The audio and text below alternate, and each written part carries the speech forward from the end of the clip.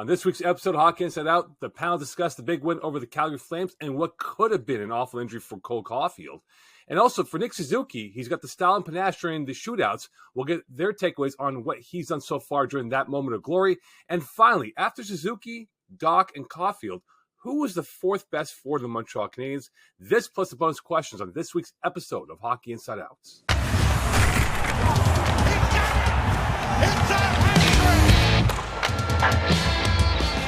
And welcome into a new episode of Hockey Inside Out. I'm your host, Moe Khan, alongside the well-traveled Stu Cowan, Andrew Berkshire, and of course, Rick Green.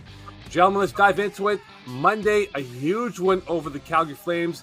So, for me, as a kid, it brought back the great memories, those uniforms that they had on the ice. This felt like a playoff game that we saw with the hitting, the style of play that we had, and also the big story that Cole Caufield could have sustained a big injury in that win over the Flames on Monday night, gentlemen. Well, that game was, to me, an example of just how this Canadiens team is able to find ways to win. I mean, Jake Allen was outstanding. He's the biggest reason that they won. But you look at the injuries, they were missing 5 regular players in the lineup. That's a quarter of the regular lineup. They were able to battle through, and they found a way to win. This is a team that after that game, they haven't gone more than 2 games without picking up a point. The longest losing streak they've had is 3, but they've had an overtime or a shootout loss in there. So for a team that's rebuilding, missing so many key players, they're finding ways to put points on the board. And, you know, they're still in the race for a wild card spot. Who would have predicted that at the beginning of the season? So it's a team that competes. They're having fun playing the style of hockey Marty St. Louis wants them to play. They're competing hard. They don't give up. They come back. And they've been entertaining to watch. So to me, it was just a case. It was one of those games that this team, you know, you go back to last year, and I'm sure Canadiens fans like to forget it. You know, 7-game losing streaks or 8-game losing streaks. The losing streaks just kept adding up and adding up. This team has shown that they don't go into an extended losing streak. They're also not, the fact that they're in a developing program and they're rebuilding, they haven't gone on a long winning streak either. But they're just they bounce back. They have a bad game, they have an off game, and they come back the next game and they play better. So it's been fun to watch. It's been interesting to watch, and I think it just shows the impact that Marty St. Louis has had on this team as a head coach. You go back to the game in Vancouver where they blew a 4-0 lead. They lost 7-6 in overtime. I was on that road trip, and after the game, Marty St. Louis was so calm and cool when he answered questions. No panic, no upset. And that the players are feeding off of that. They're realizing, okay, what after every game, Marty's like, okay, we've learned something from this game, and we're going to take what we learned from this game and move it forward. The very next game in Seattle, again, 4-2 lead going into the third period.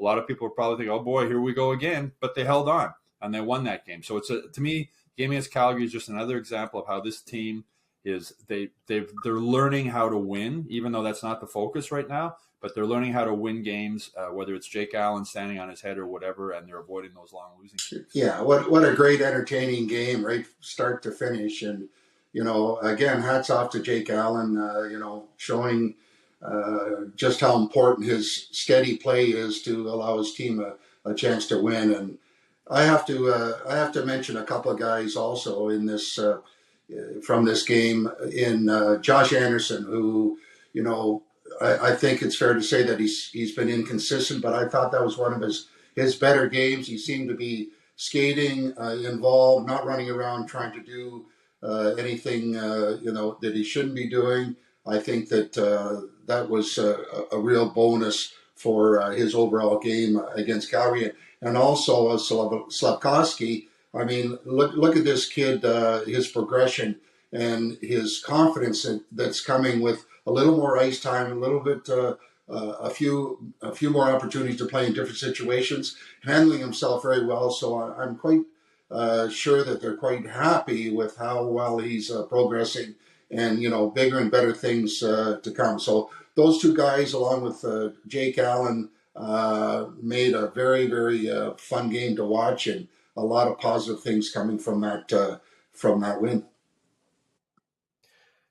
Yeah, it's weird when you think about it that I think that Calgary game might have been the best performance the Canadiens have given all season long. And I know it's counterintuitive to say that in a 1-1 game that went to a shootout, but think of the way that they played against the Calgary Flames a couple weeks ago, where they were absolutely overwhelmed and managed to win based on Jake Allen being completely brilliant and a big, horrible flub by Jacob Markstrom. Markstrom was brilliant on Monday night, and the Canadiens just kept on hammering away and found their way back into the game.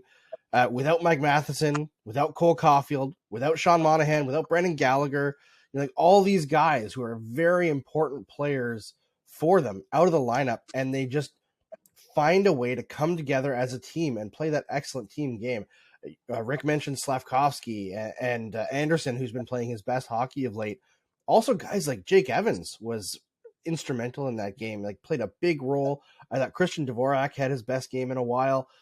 A lot of players really stepped up, and that's what you want to see from a team that's rebuilding, right? They're finding a way to be more than just a bunch of players who some are good, some are not so good, getting the results kind of they deserve. That's a team that came together in a tough situation, and that was incredible to watch. And as far as Caufield not getting injured long term, very lucky.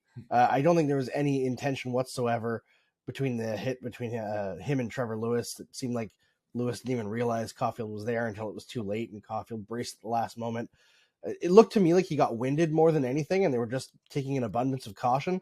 And I have to say, that's actually something that I am happy to see from the Montreal Canadiens, because how many years have we watched where the Canadiens have somebody who would clearly get injured and they'd come back into the game or not stay out as long as it took to actually heal from an injury, and then they come back and it gets worse. Carey Price's whole career, right? How many times has he been hurt and come back too early and then been hurt again? So taking that caution with a player like Caufield, that's encouraging too. So everything from that game, I say, is like a huge, huge positive for not just this team right now, but the organization as a whole. Yeah, Andrew, Marty saying the way he agreed with you after the game. He said it was probably their best game they had played, or at least one of their best games they had played all year. And with the Caufield hit, it was just a bang, bang play. I mean, I'm sure there was no one.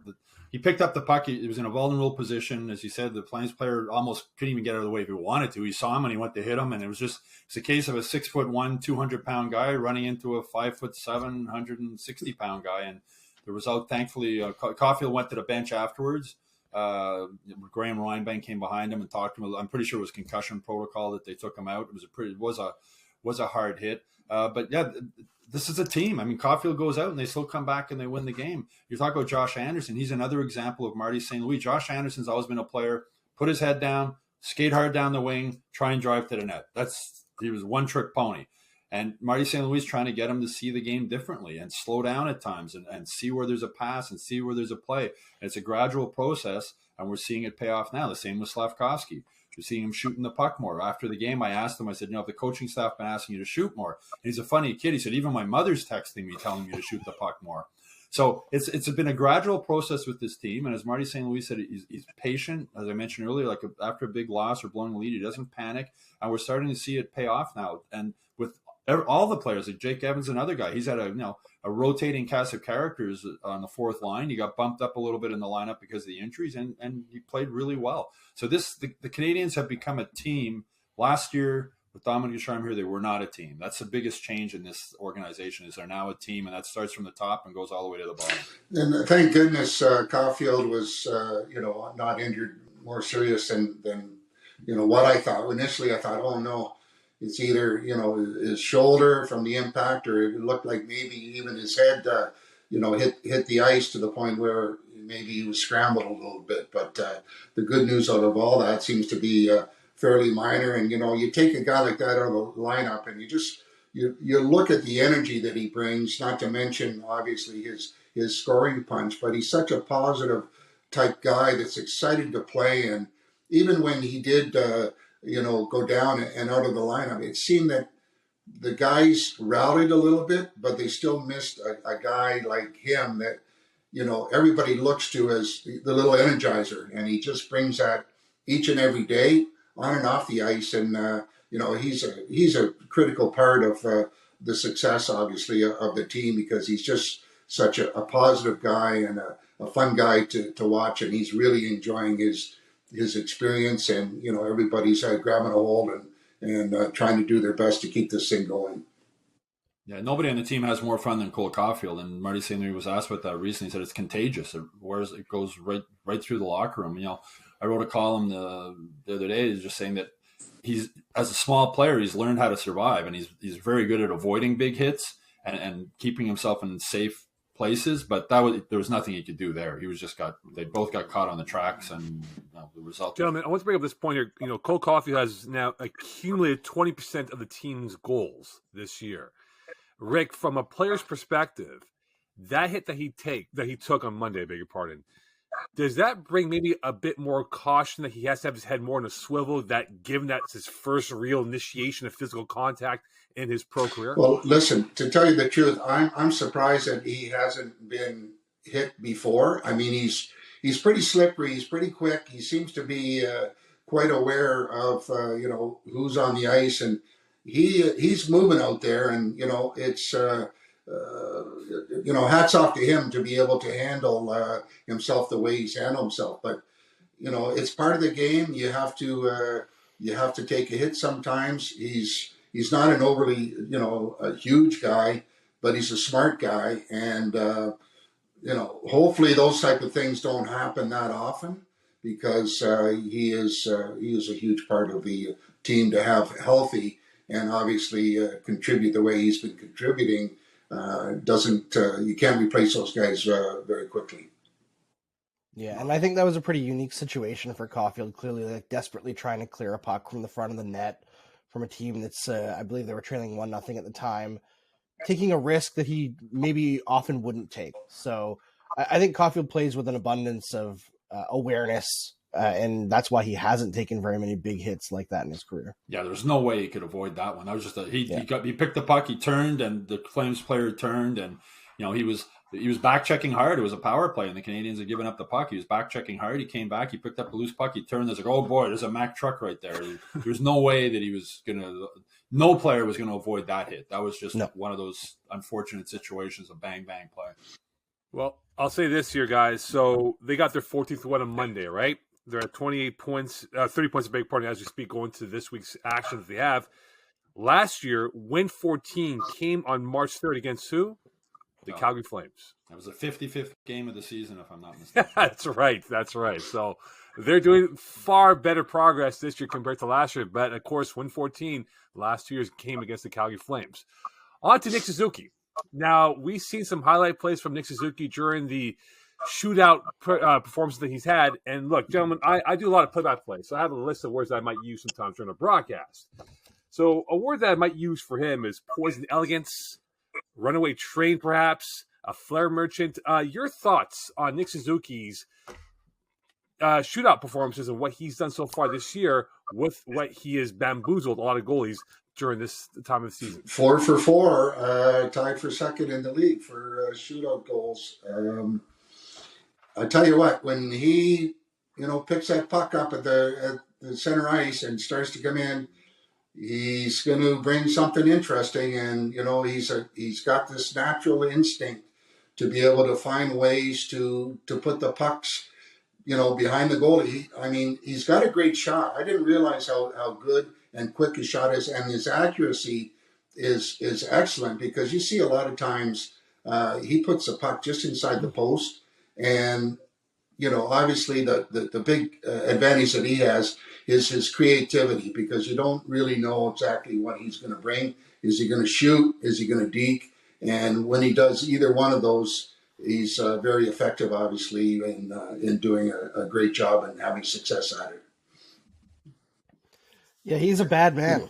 You could see Jacob Markstrom's reaction after that goal, because he read what Suzuki was going to do. And whether intentionally or unintentionally, Suzuki lowered the shot a little bit on that flip thing that he does, the Datsuki deke, and it went right under, it knocked on the underside of his glove and went through, trickled in. Markstrom was devastated after the game that he would let that in. And the fact that he had figured out what Suzuki was going to do and still couldn't stop it. So the fact that you have goalies reading your play and you're still finding a way to get that puck through, he's just slick. They call him Slick Nick for a reason. He's an incredibly intelligent player, maybe one of the smartest players that I've seen in my lifetime. Just the way that he's able to process information and turn that into a skilled play, whether it's in the shootout, on the power play, at even strength, what have you. He's just an incredibly intelligent player, and that reads through in every aspect of his game, and I think in his leadership style as well. To me, the C on his sweater stands as much for confidence as it does for captain. You got to have a lot of confidence to come in and do that move. Not just once, but that's become his signature move, and the goalies know it's coming, and they still can't stop it.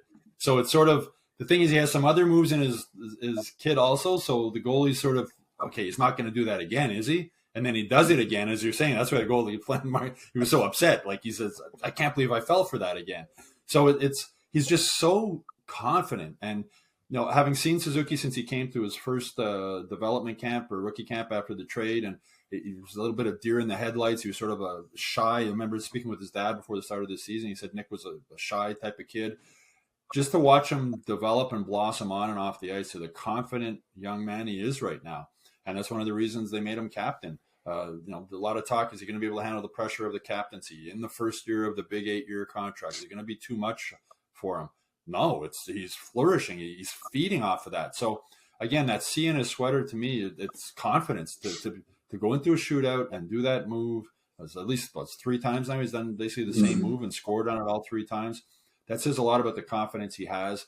And what a great pick for captain of a young team, to have a young leader like that who's going to be here for a long time. Confidence, calm. The C could also stand for calmness. He's so calm, like all the time.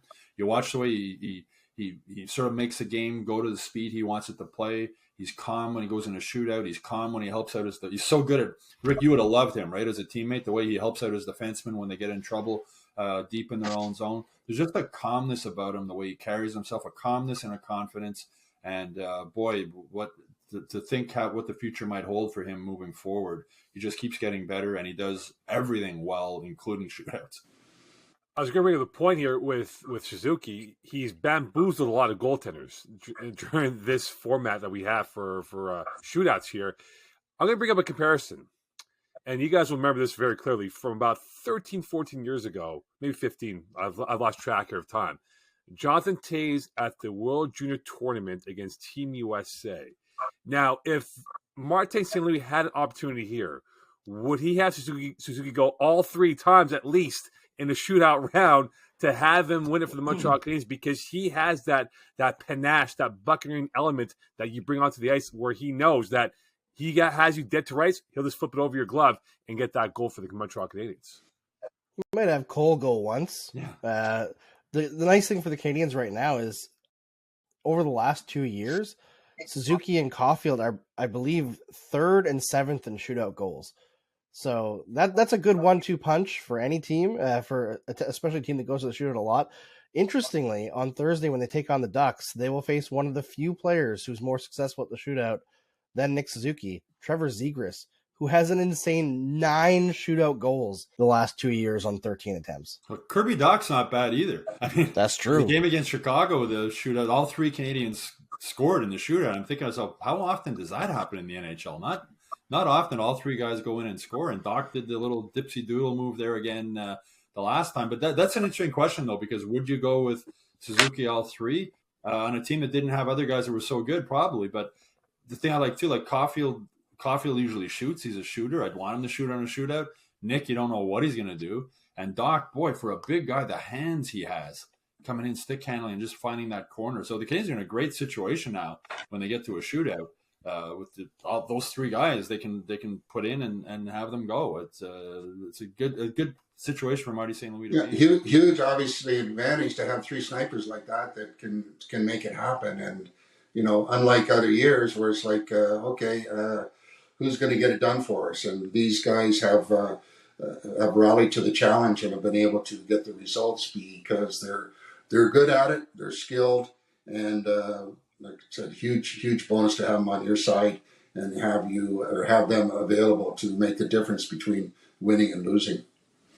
And for St. Louis to come back with Dach again after the goal in Chicago, imagine the pressure on Dach in that game in Chicago. His first came back, and the team that didn't want him and gave up on him, and you got the game on your stick, and then he scored, and then he went by the crowd, he played it up and everything, and that confidence I was talking about with Suzuki. Obviously, Dach is getting it now. He maybe lost it in Chicago. He's got it back for St. Louis to put him back in there again. I think that was a brilliant move. You did it once, let's see you do it again, and he did it again. Yeah, he's career 3 for 4 for shootout attempts. For Kirby Doc, that moment, if that happened under Dom Ducharme, Michel Therrien, or any other coach before Martin St. Louis, he would have got an earful for doing the "What's up now, everyone? I scored against my former team that drafted me." But I'll say this, though. The Montreal Canadiens have come a long way from Pierre Dagenet to Nick Suzuki becoming that specialist during the shootout format for the Montreal Canadiens. We'll see what they can do if they have a few more of these rounds.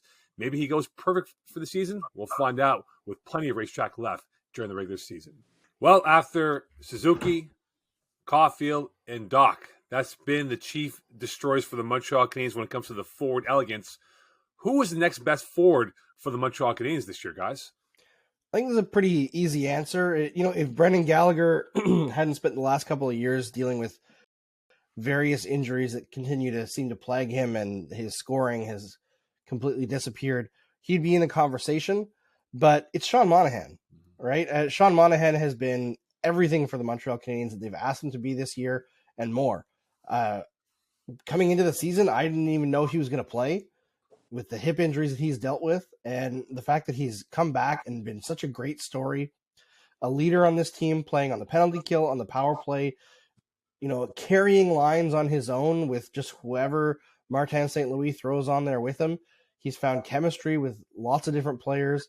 He has been absolutely incredible and a bargain for getting a first-round pick to take on that contract.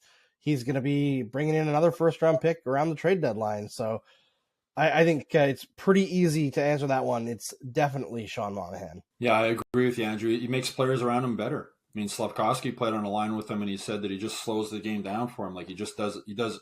You watch him, and there's games where I've just watched him on the ice and not watched where the puck is, just following him, and he does everything right. He's such a smart, intelligent hockey player. He's got good offensive skill. He's got good defensive skill. He's good on face-off. He's a really well-respected guy in the locker room. When you're around him, you can see he's a really easy guy to like. He's very calm and cool. He played through, I imagine I'm speculating, it's probably a broken foot or at least a badly bruised foot. He's still wearing that walking boot. The fact he was able to play through it, he really wanted to play that game in Calgary, his homecoming game. He played it. He played one more game after that, and then they shut him down. It brings back memories of when Shea Weber tried to play through a broken foot. Didn't end too well for him. So I'm happy to see that they shut him down now to let whatever that problem is with his foot heal, because they gotta keep him healthy. If he's healthy, as you said, Andrew, that he might get them another first-round pick before the trade deadline. He's got the 2 hip issues. That's another thing. So I think right now for the Canadiens, let him take as much time as he needs to have that foot problem heal 100%. Bring him back. Hope he can continue to play the way he has. Hopefully his hips hold up. He's had surgery on both hips over the last 2 years, along with some other injuries. But if he can stay healthy, he's going to be a very valuable commodity at the trade deadline for a team looking for that veteran center who can play the power play, can kill penalties, can play on the first, second, third, or fourth line. Great presence in the room, leadership abilities. There's an awful lot to like about him. And when the Canadiens brought him in, that was sort of the thing. Okay, we'll take his contract on. Plus, I got a first-round pick, and then we'll see what we can get from Monahan moving forward. And right now, it looks like they're going to get quite a bit. And if they can get a first-round pick, that's 3 for next year's draft. So, Kent Hughes is a really smart guy the way he's been rebuilding this team, and it looks like another really smart move to take a chance on Sean Monahan. And I didn't really know much about Sean Monahan until he showed up as a huge addition to the hockey club. You talk about his intelligence, you talk about his ability to play in both ends of the rink, very dependable, very well liked, and a classic example of an individual that they wanted to have around that's going to complement the group that they do have. And, it's hopeful that, the injury bug's going to kind of stay away from a little bit so that they can, draw some attention with him down the line here. But he's a guy that's been a real pleasant surprise, and watching him play is a huge bonus for the hockey club, and a great kid and fun to watch. The calmness, I think, is huge. You look at the veterans, some of the veterans they have on this team, Monahan so calm, Mike Matheson so calm, Jake Allen so calm, Nick Suzuki we were mentioning earlier, their young leader is calm. There's a calmness around this team. Marty St. Louis so calm. I think that's why they've been able to avoid any kind of a long losing streak. There's no panic going on with this team. We blow a 4-0 lead, we lose in overtime. Let's take a lesson from this. Let's learn from it. We'll move forward. We'll take those lessons and we'll move forward. And the leadership group they have and the calmness they have, I think, is really key to the rebuilding process. And I'm sure that's factored into Kent Hughes's and Jeff Gorton's decision when they're bringing in veterans. They want guys that are, Marty St. Louis says we want everyday people, everyday guys who don't have big heads, guys that come in the room and just act like normal guys. And they have a lot of those guys in this room. And I think that's the focus that this management team has put on building this team moving forward. And Sean Monahan has been one of those key guys. So no Alex Kovalev coming in as an assistant coach there, Stu? No. Or Andre Mark. I mean, it's from being around this team and being in the locker room, they're a fun group of guys to be around. You can tell they're a team. You can tell there's a bond there. You can tell there's a lot of guys that are fun to talk with. Slavkovsky's hilarious. He's got a great sense of humor. Mike Matheson's very thoughtful, and Jake. It's night and day from last season. Kane's locker room wasn't a fun place to be around, or dealing with these guys wasn't a fun thing. They seem like, as Marty said, they're like a group of everyday type of guys. They just seem like a good group of guys, and they're bonding together. And Sean Monahan shows up every night, shows up every shift. You know exactly what you're going to get from him. And he's an honest player. And again, a type of individual that Ken Hughes has wanted to, put as part of the mix. Yeah, and as I mentioned to Marty St. Louis after one of the games that Monahan played, after taking, the boot cast off, playing, and then putting the boot cast back on. So what can your young guys learn from that? And he said they can learn like how hard this league is and how tough this league is. And there's very few games you're going to be feeling 100% when you play. And you got to make sacrifices. If you want to have a long career in the NHL, there's sacrifices you need to make. And there's things you're going to play with pain. You're going to have to play through issues. You're going to have to deal with things and stay calm is another thing. So what a great role model Monahan is for these young guys looking at him and going, boy, look what this guy is willing to put himself through to be part of the team. And as we were mentioning earlier in the show, team is the word. The best way to describe the Canadiens right now is they are a team. Yeah, and I'd say Sean Monahan, one underrated aspect that we haven't really, like you mentioned him being a role model, I think specifically for Nick Suzuki, not just in terms of off ice, but his style of play. Sean Monahan, not the fastest skater. Nick Suzuki, also not the fastest skater. Both of them, most of their success comes from their brain, right? They just think hockey extremely well. Very good hockey sense between those two guys.